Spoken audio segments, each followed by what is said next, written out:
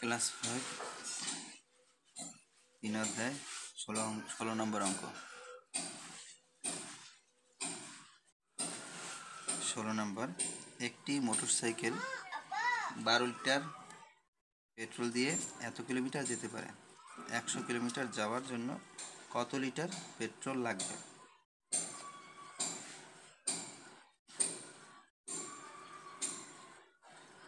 ষোলো নম্বরে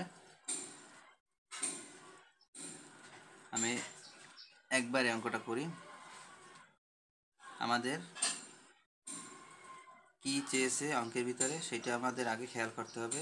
এখানে কত লিটার পেট্রোল লাগবে, মানে কত লিটার লাগবে পেট্রোল সেটা বের করতে হবে। আমাদের লিটার বের করতে হবে।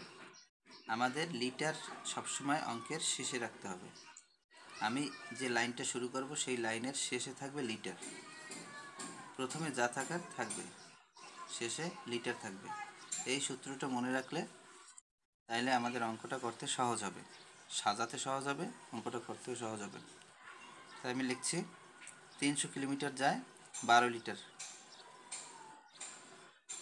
300 কিলোমিটার যেতে লাগে 12 লিটার। 300 কিমি যেতে পেট্রোল লাগে 12 লিটার।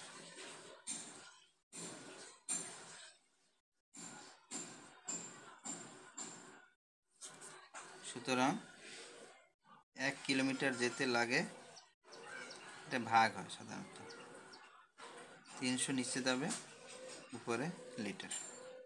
সুতরাং 100 কিলোমিটার যেতে লাগে, নিচে 300, উপরে 12 লিখলাম, এরপরে এই 100 লিখব উপরে।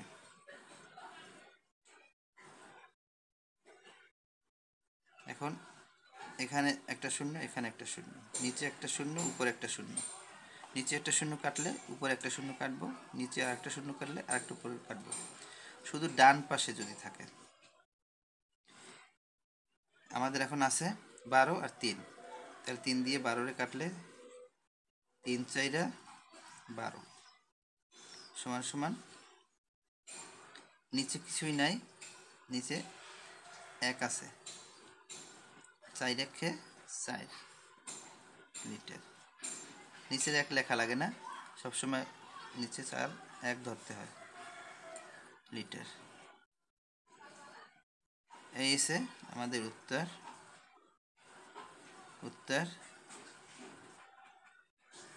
4 লিটার।